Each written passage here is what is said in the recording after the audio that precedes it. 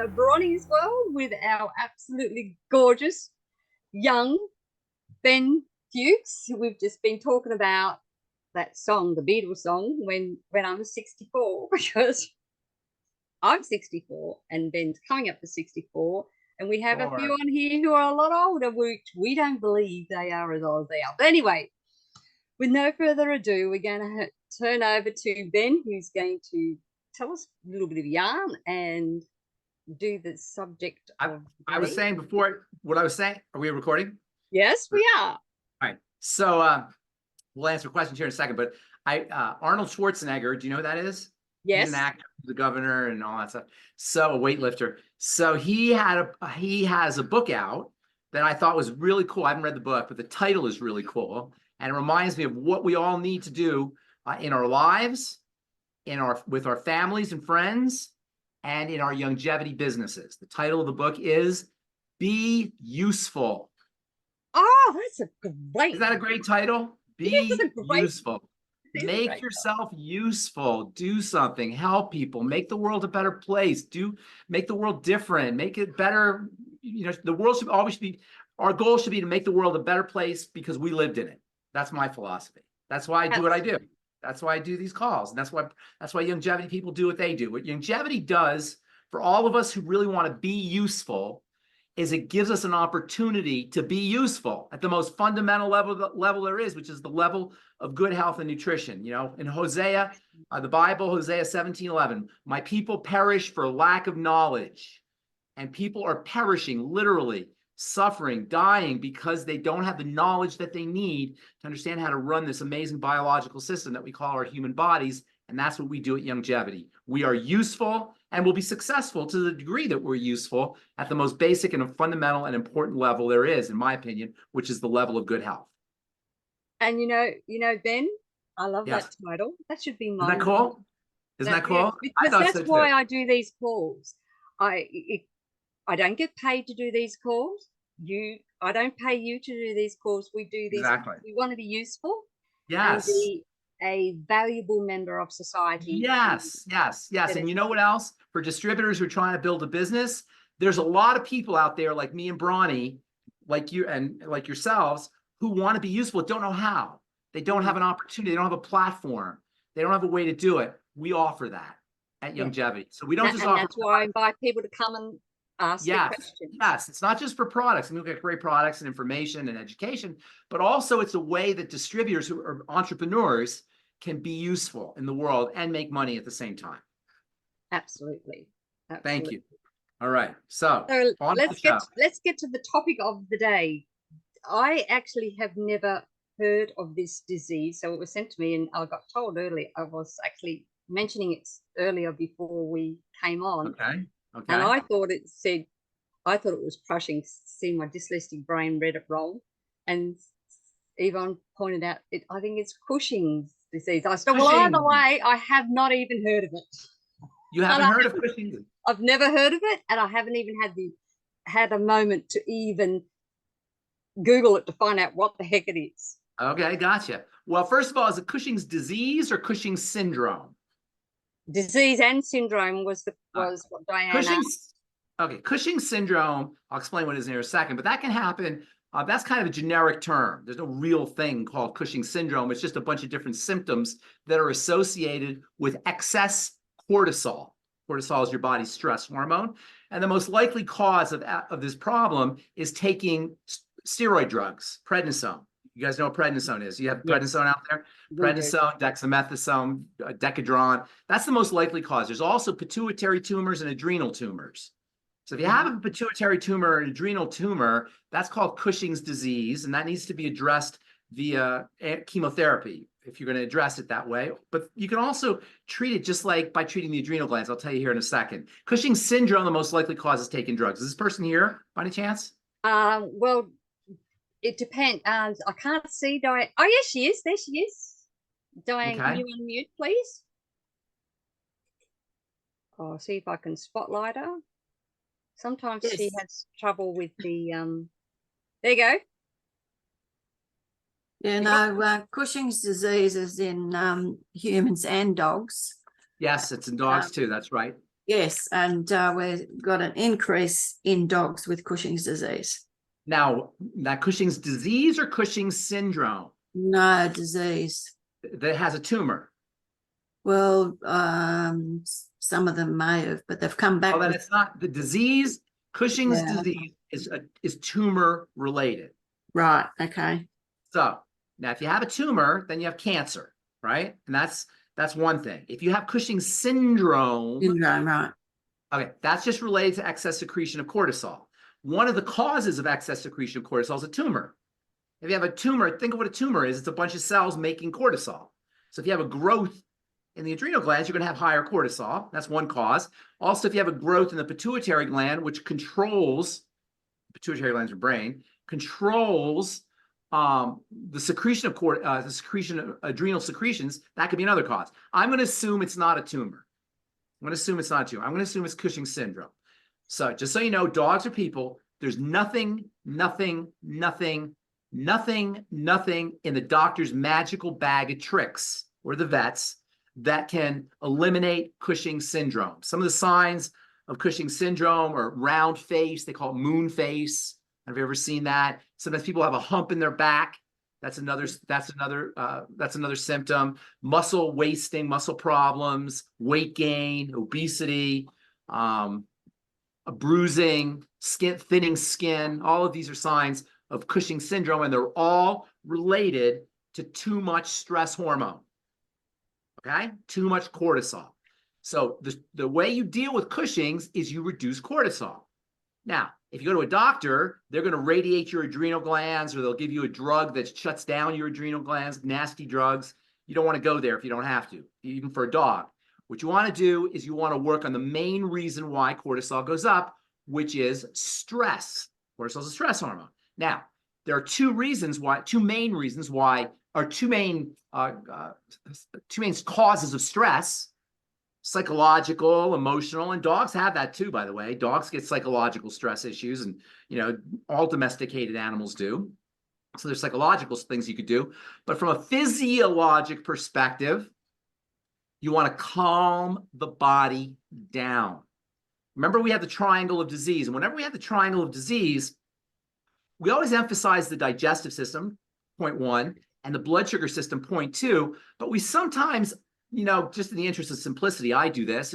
And because relative to the common problems people have at the first two levels, the first 2 points, I usually talk about the first 2 points, but the third point is also important. And remember, the triangle of disease goes sequentially or developmentally, in the sense that first you get the digestive issues, then you get the blood sugar issues, then you have the adrenal issues. So if you want to work with it physiologically, you got to work with it at these 2 points at the base of the triangle: the digestive system and the blood sugar system. Those are the 2 places to work: digestion and blood sugar. And then there's things you could do directly for the adrenal glands, but until you get the blood sugar stable and the digestive system working the way it should, it's going to be difficult to work on the adrenal glands. Now, did you say this was a dog or a person? Well, I've seen it in dogs, and I do know somebody that's got it as well. Okay. So you're asking just in general. You don't have a particular patient, do you?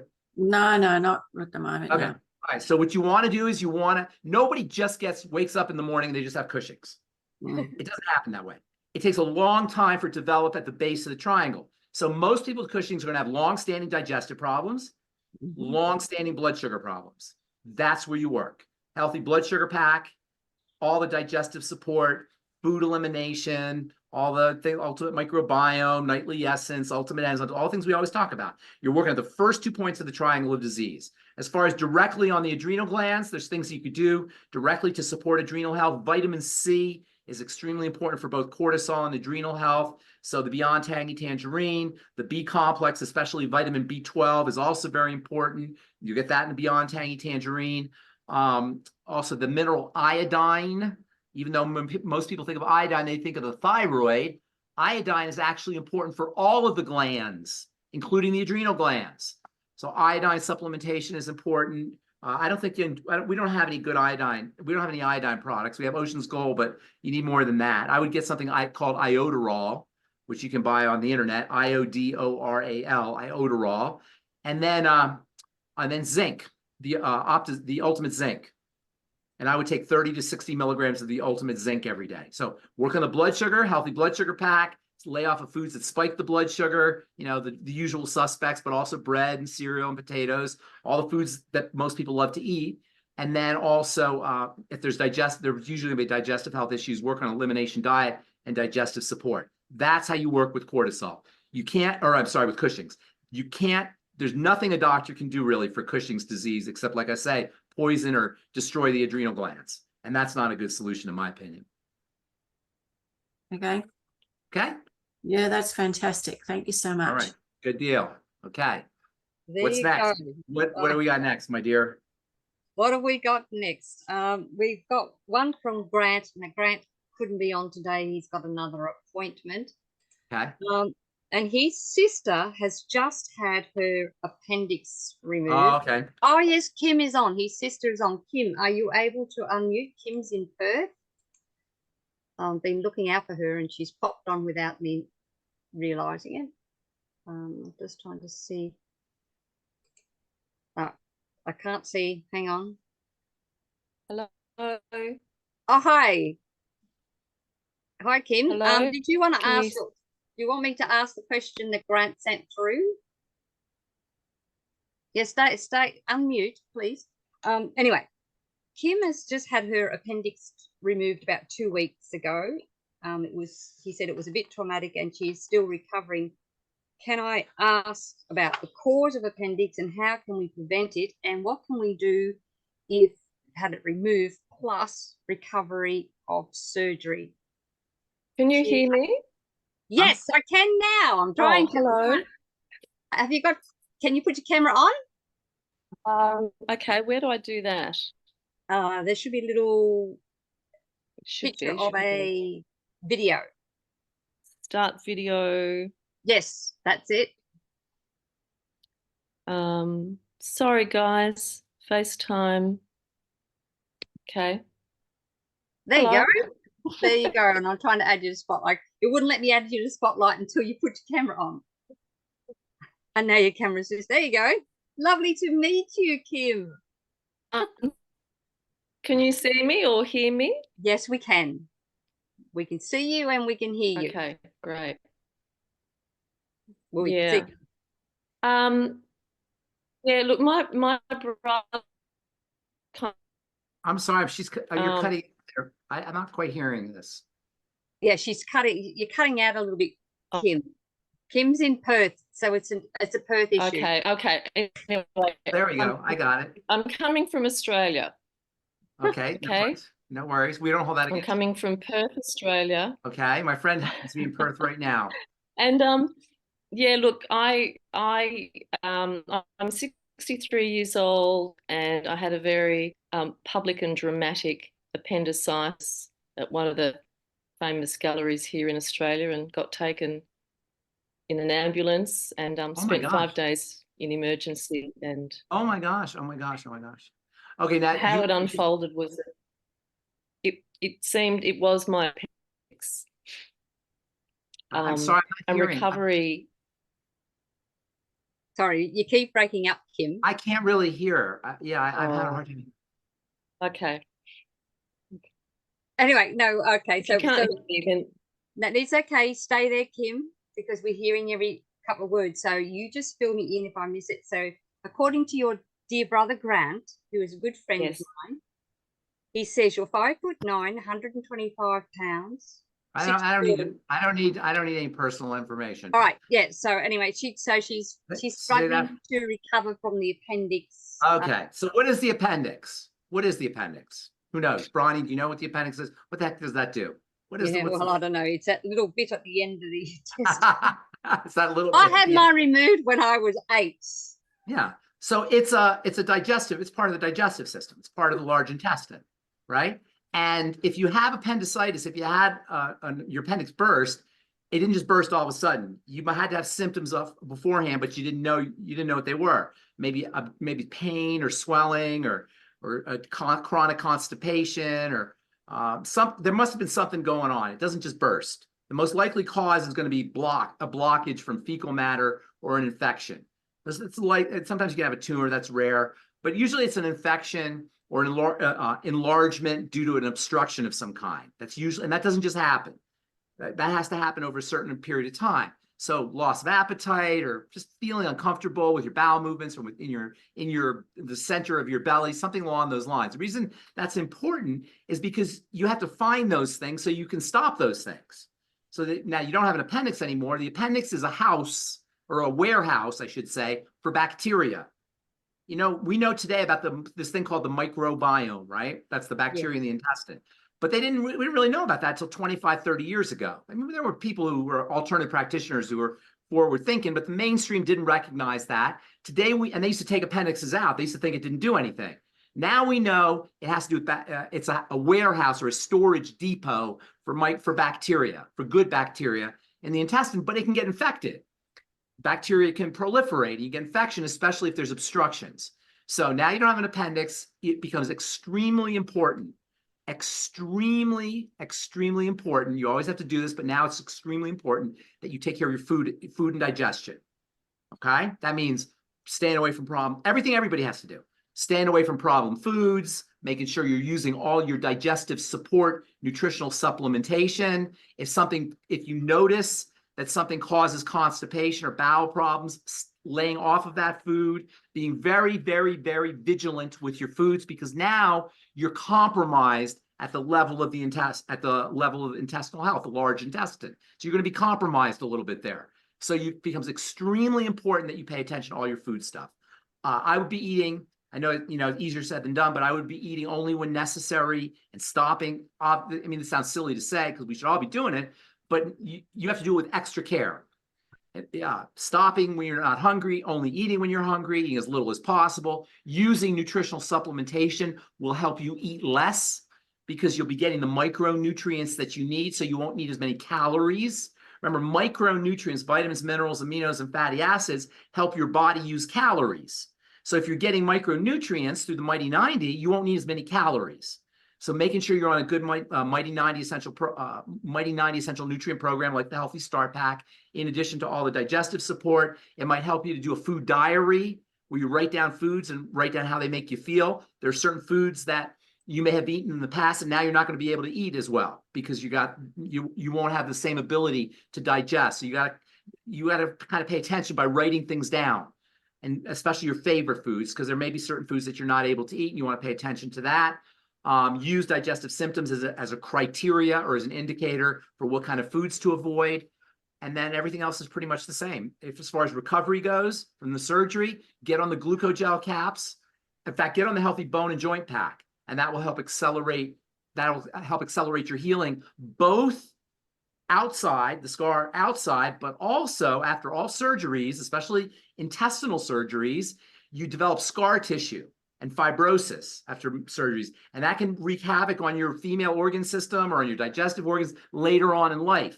So it becomes very important that you heal correctly. And that would be the Healthy Bone and Joint Pack. And I would also throw in the ultimate enzymes, which you should take with food because they're digestive enzymes. But if you take them on an empty stomach, they'll help reduce inflammation in that area. They're anti-inflammatory. And that will also encourage the healing process.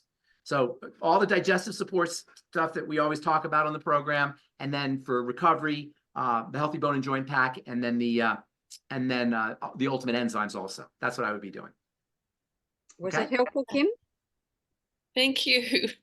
Thank you. Grant can help you with all those. So he'll get this recording. So he. Are you in the hospital now? No, I'm at home. Yeah. Okay, gotcha. Okay. Yeah. Oh, thank you, Kim. It was lovely to meet you, Kim. Yes, thank you very much. Grant. Thank you. Okay. He's a dear friend. Okay, thank you very much for that. Bye. Bye. Okay, now we will go across to Karen's room because they always have heaps of questions. And I'm just trying to bring them up to the spotlight. Karen, can you unmute your room? Trying to bring them up. Ben. Yep, here we go. But now we will, so we will start. Do you want me to start with the question I have here first? Yeah, yes, please. The one I've got here is someone who's not in the room. He has a chronic lymphatic leukemia. Uh-huh. and I cannot say the name of this. Brukinsa. I Yes, believe. that's chemotherapy. That's a chemotherapy drug they give for CLL, chronic lymphocytic leukemia. You know, a lot of people with CLL have a very good life. So you may get He tired. also has Ross River fever because he was bitten by a mosquito about 6 weeks ago. I'm sorry, say that again. Has what? Ross River fever. Ross River fever? Yes, it's you get it from a bite from a mosquito, and he had a mosquito bite 6 weeks ago. I don't think that is a person there. I think, did they have the diagnosis, the CLL diagnosis before? I take it, right? They're not related. I suspect. Yes, I suspect. Yes. Aaron could tell you. Does this person have any symptoms? Ross River fever doesn't always cause symptoms. Come forward, whoever's got the information on this man, because I don't know who in the room has it. So he. No, he's here. The camera's there. Sorry. Hi, Ben. In front of the camera. He's had the leukemia for about 3 or 4 years. I see. And yeah, but the Ross River, he only just got bitten 6 weeks ago. Yes. Is he symptomatic from the Ross River disease, Ross River virus? All his joints were swollen. Yeah.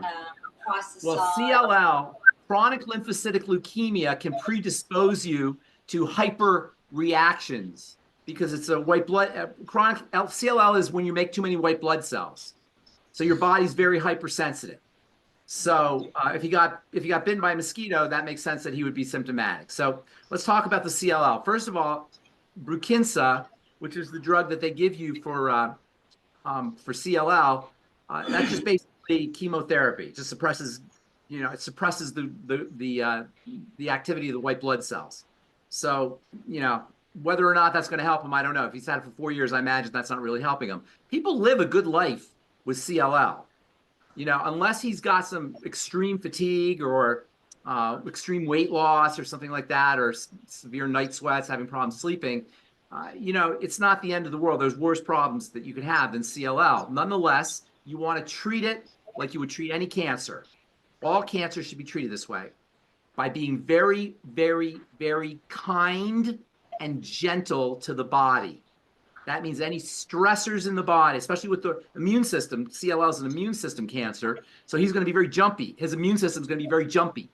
It's going to be very hypersensitive. So he has to be very, very, very gentle and kind to the body. He's eating, junk food, sugar, that kind of thing. He has to have zero tolerance for that. If he's smoking or drinking alcohol, again, zero tolerance for that. Slow, deep breathing techniques to make sure he's oxygenating. Cancer and oxygen are like mortal enemies. And then the Mighty 90 essential nutrients are a must-have. That's the Healthy Start Pack. I would also throw in the Restart Your Life and the Fucoid Z in addition to that. And then if he has any other symptoms, and chances are he does. Is he elderly, by the way? Is he older? He's 62. Well, that's not older. That used to be older, but that's not older anymore, right, Bronie? No. He's a young man. So here's the thing. If he's 62, he probably knows that he has a history of digestive issues. That's usually associated with cancers. So that has to be corrected as well. And if he has other health challenges that he's been living with, a lot of times we live with blood sugar issues, weight gain issues, stress issues, digestive problems. He can't live with those any longer because that's going to exacerbate the CLL. So you want to work backwards on other things that he may have been dealing with and then tolerating and not realizing they're connected. So without talking to him, it's a little difficult, but you should tell him if he has any digestive issues, food diary, everything we always talk about, food diary, eliminate problem foods, get on the nightly essence and the ultimate microbiome and all the different digestive support that we always talk about. If he has blood sugar issues, he may not know, but if he has any symptoms of dysglycemia, messed up blood sugar, which he probably does, stabilize the blood sugar, you work backwards, and then also the adrenal glands. So for the CLL itself, that's not where your problem is, although being kind and gentle to the immune system by not putting the enemy into the body is going to be helpful, but working backwards with digestive health and blood sugar health that's going to give you a lot of power, or give him a lot of power. Thank you. Thank you. So with the Ross River fever, Is the Yeah, the Ross River fever is going to be tricky until he gets the infection, the CLL part under control, because Ross River fever is basically an infection, and his body, he's already prone towards a hyper sensitivity to infections. So there's not, if he's really miserable with that, there's not much you could do with that. Although, I mean, if you get bit by a mosquito, there's no real nutritional solution for that. But working with the other places that are making the CLL worse, that can give him some control over the Ross River fever. It's not the Ross River virus can be debilitating, but it's not like lethal. It's not going to kill him. I actually many years ago came across a lady that got Ross River fever, and it crippled her. Completely crippled her. It crippled her. She had to wear calluses to even walk. She had to learn to walk again. Yes, yes. Whenever you have that kind of hyper reaction, hypersensitivity, right, to like a virus, or some people to Lyme disease, or some people to a long COVID. Have you heard of long COVID? Yes. Yeah. You want to suspect toxicity that's getting into the blood steadily.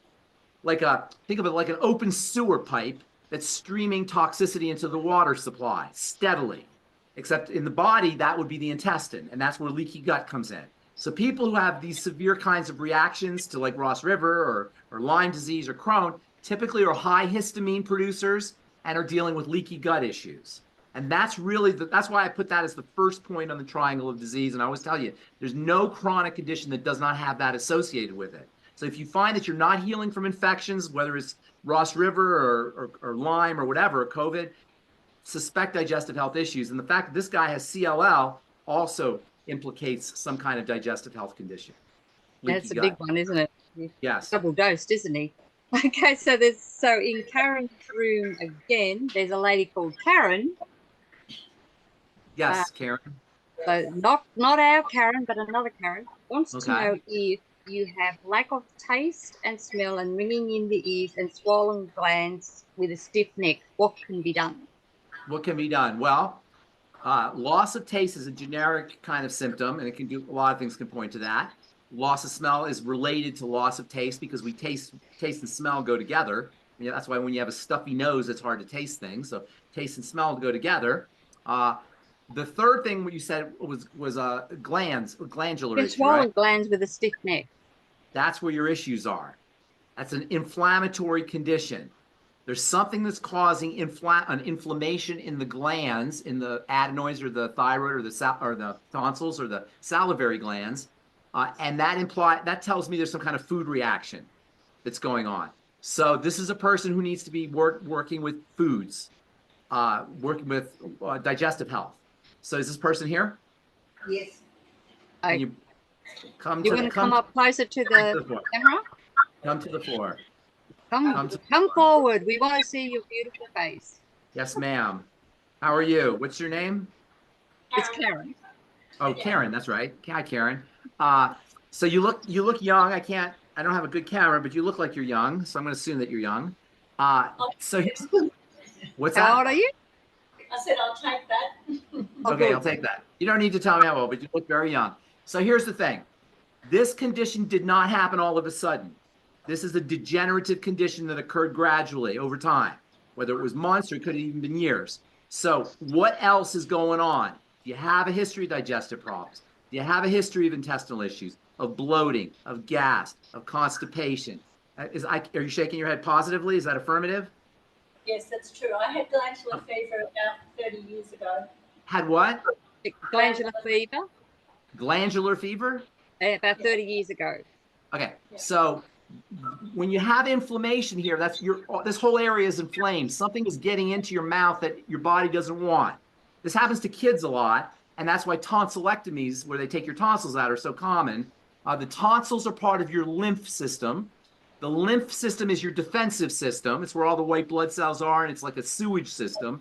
And inflammation there can definitely cause problems with taste and with smell. But the bigger, and that's unpleasant for sure. But the bigger problem is there's something that's constantly getting into your body, chronically, probably since you were a kid for years. I can't really see how old you are, but you look like you're probably in your 40s or 50s. So it would have had to happen over the course of years.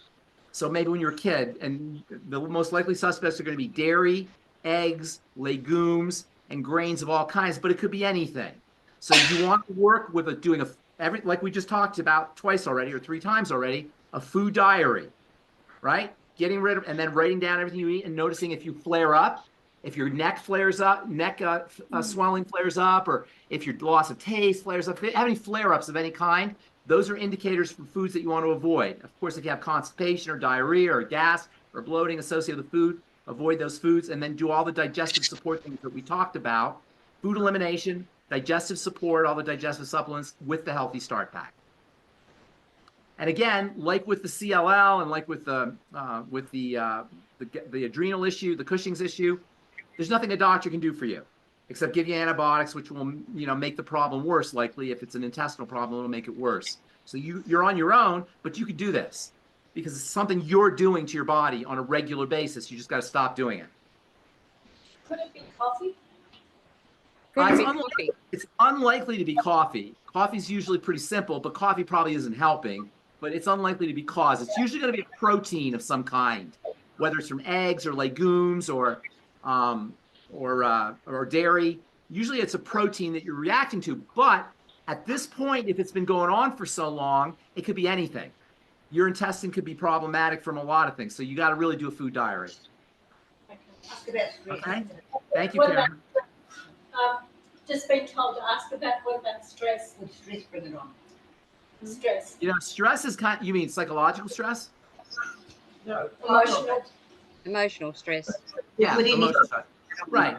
Under conditions of emotional stress, your body will your defense system will become weaker and you'll be more prone towards problems. So yes, emotional stress, that's not going to be the cause of it, but it can make things worse. It's not going to be the cause of it. Cause is something you're putting in your mouth, but it could make things worse. Okay? Thank you. Appreciate it. You're welcome. And now we'll go to Maria, who's in the room and wants to ask a question. Maria, can you come up? Maria. Marie, my apologies. that's okay. Okay, I have my brother's brother-in-law, and he's staying with me at the moment. He lives in Brisbane. He has macular degeneration in one eye. Hi. So macular degeneration is interesting because they tell you there's 2 kinds of macular degeneration, blah, blah, blah, blah, blah, blah. There's 2 words there, macular and degeneration, right? What do you think the most important word is in that phrase? Degeneration. Degeneration. It doesn't matter that it's the macula. According to the World Health Organization, there's 5 or 6 or 7,000 different diseases, right? But there's really only one disease, right? And I call that MBFA disease. It's the only disease there is. It's MBFA disease. What does that stand for, Bronwyn? My body is falling apart disease. That's the only disease. Only disease there is. They want to name things and they want to put you in the computer and they have different protocols and different drugs and different specialists. And you go to this endocrinologist and this gastrointestinal guy and the thyroid guy and the OBGYN. Our bodies just break down. They deteriorate, and they deteriorate when they're under stress and they're not getting the raw materials they need. Now, the macula is the colored part of the eye. And that's very susceptible. It's a little bit more susceptible than, say, the organs inside the body because the light is constantly hitting the eyes. But the causes are the same as arthritis. Macular degeneration is arthritis of the eye. It's, whatever, name the degenerative disease and say it's of the eyes, degeneration of the eye tissue. So number 1, you want to treat yourself, or your brother needs to treat himself like a diabetic. Macular degeneration and blood sugar problems go hand in hand. Glaucoma and diabetes or dysglycemia go hand in hand. What's the other one I'm thinking of?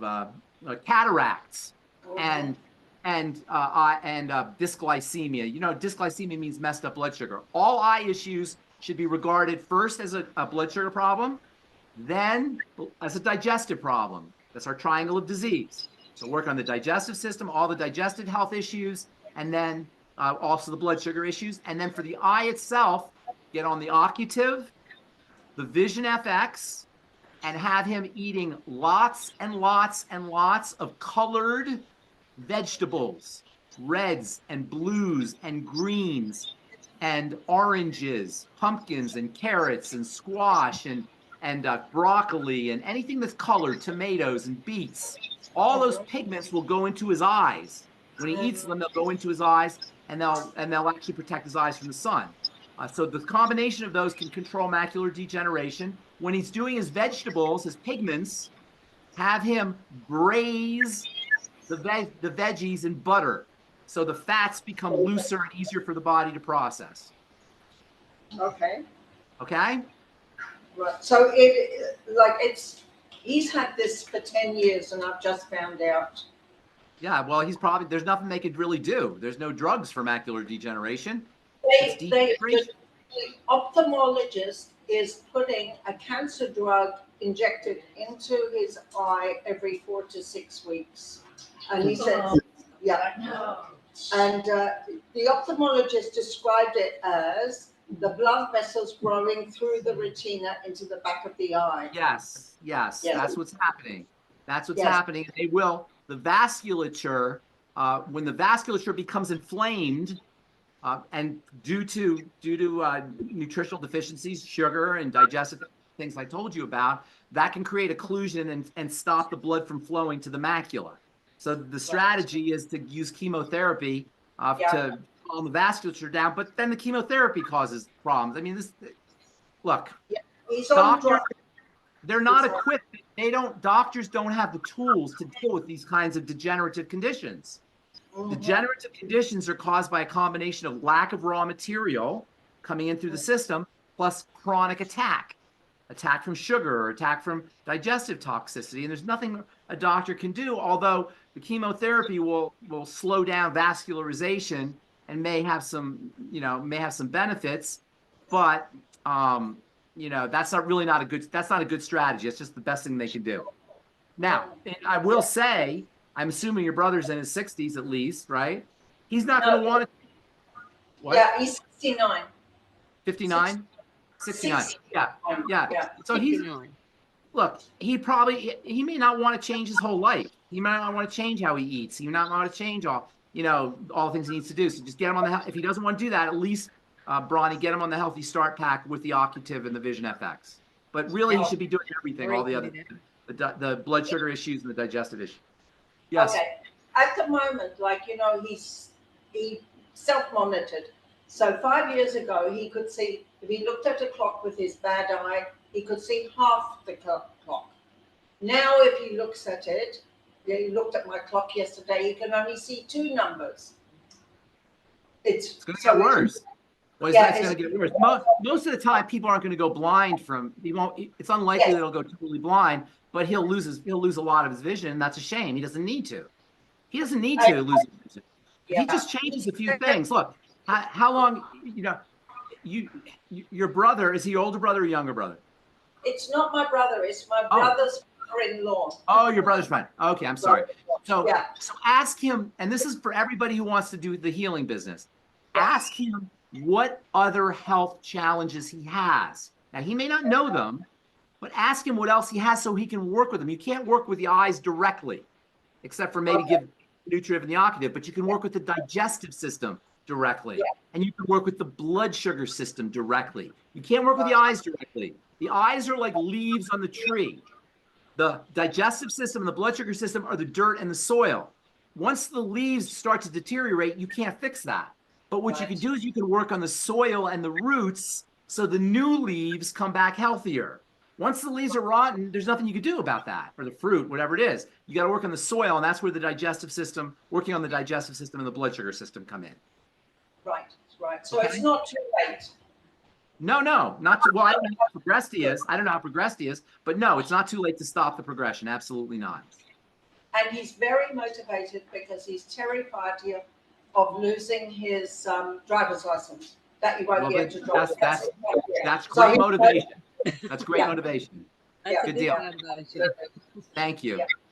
All right, fabulous. I've got a question.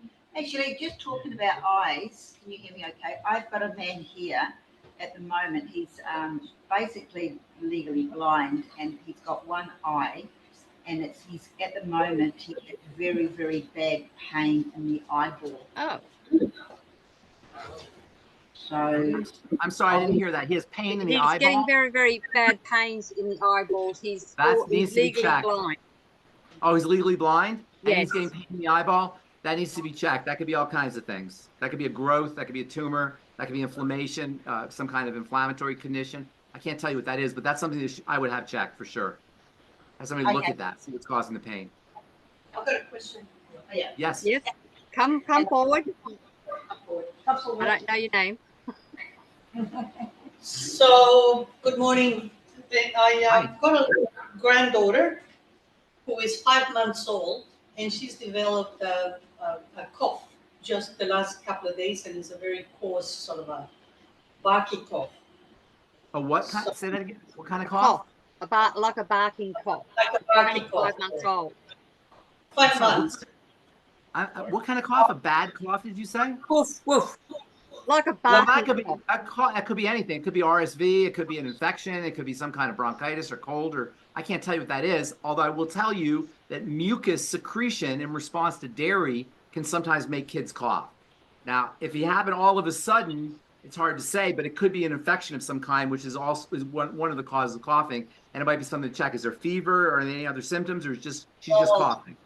No other symptoms, and she's got an older brother who goes to kindy, and he brings all sorts of things home.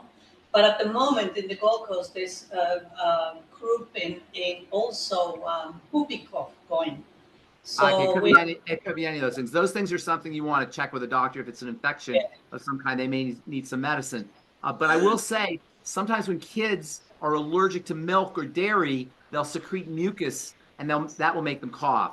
But I would suspect if it came on all of a sudden like that there's some kind of infection going on, and I would have that checked.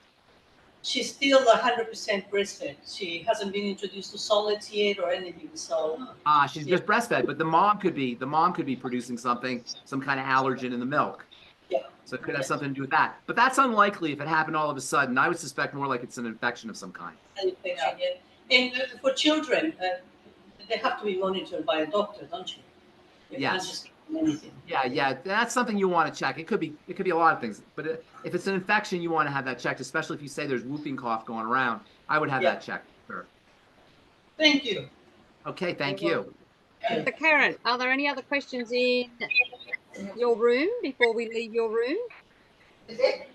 Yeah. Has anyone got a question? I was just going to ask generally about varicose veins, just a general. Just a general question about varicose veins. Yeah, varicose veins are caused by a couple things. First of all, the blood goes, it's called the circulatory system because the blood makes a big circle. It starts off at the heart, the blood goes to all the organs, and then it makes a return trip. That return trip goes against gravity. And if your blood vessels are not strong, blood won't go up, it'll drop.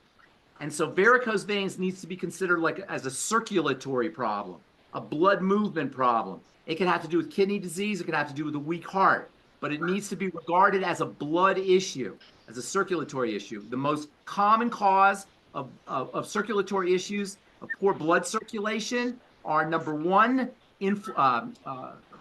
dirty blood, sticky blood, inflamed blood, which of course is a digestive health issue. And varicose veins are often related to hemorrhoids, which are also a digestive health issue.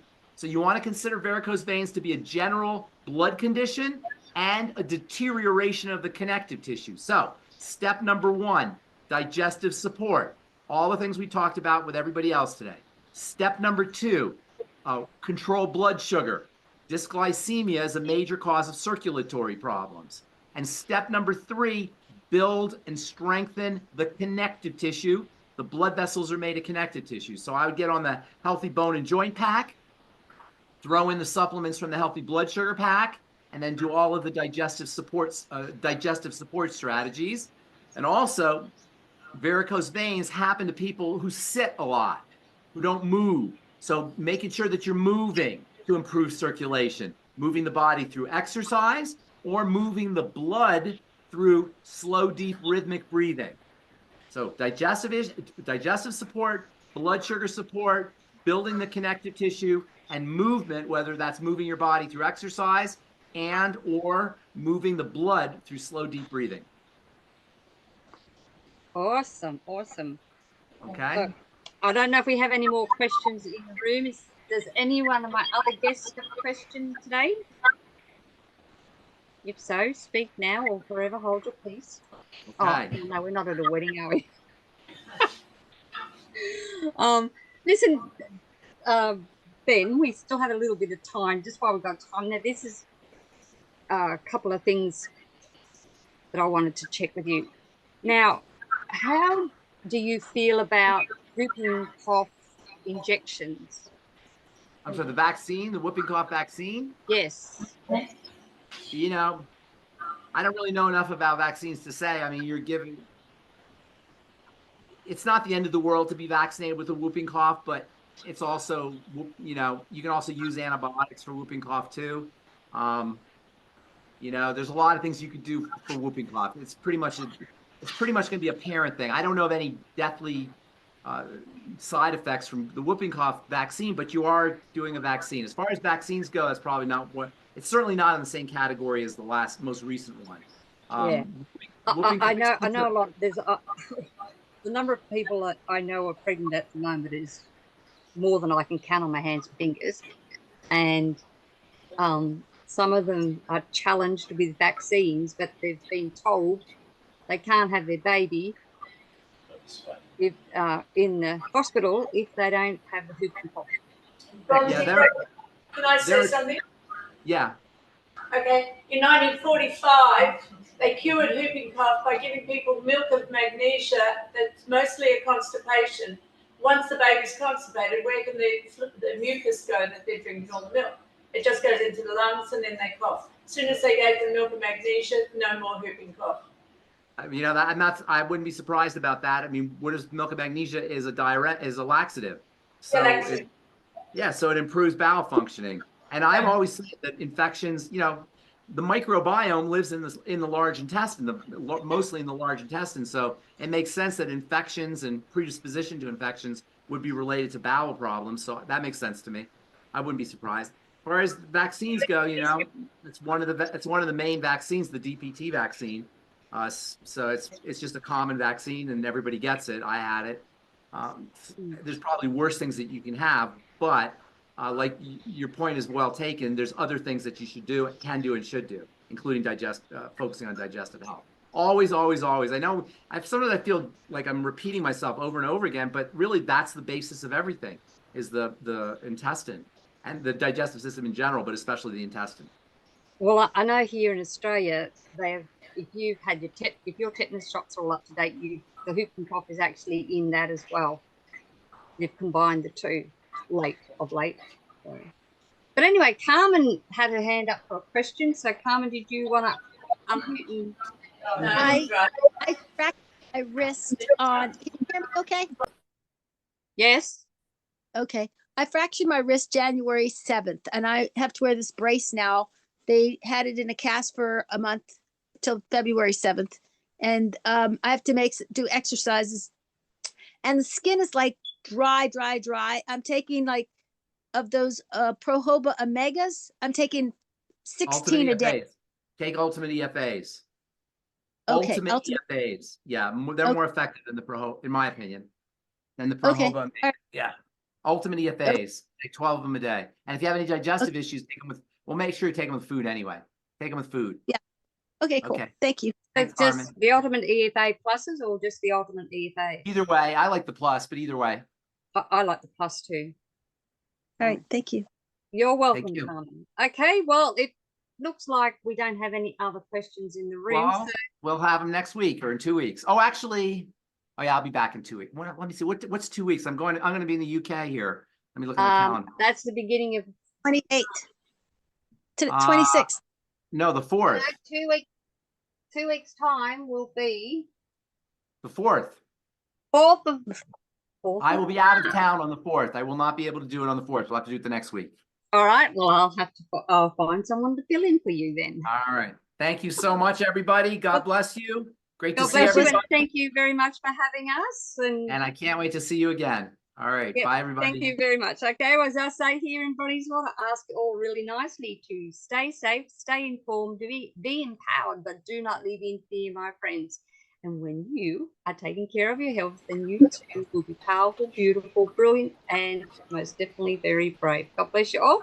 Catch us again tomorrow here in Bronie as well, or for us guys on Q&A. Bye. Next time. Bye-bye. Bye. Bye. No call next week because there's a live event happening on the Gold Coast. Sorry. Okay. So we'll miss next week.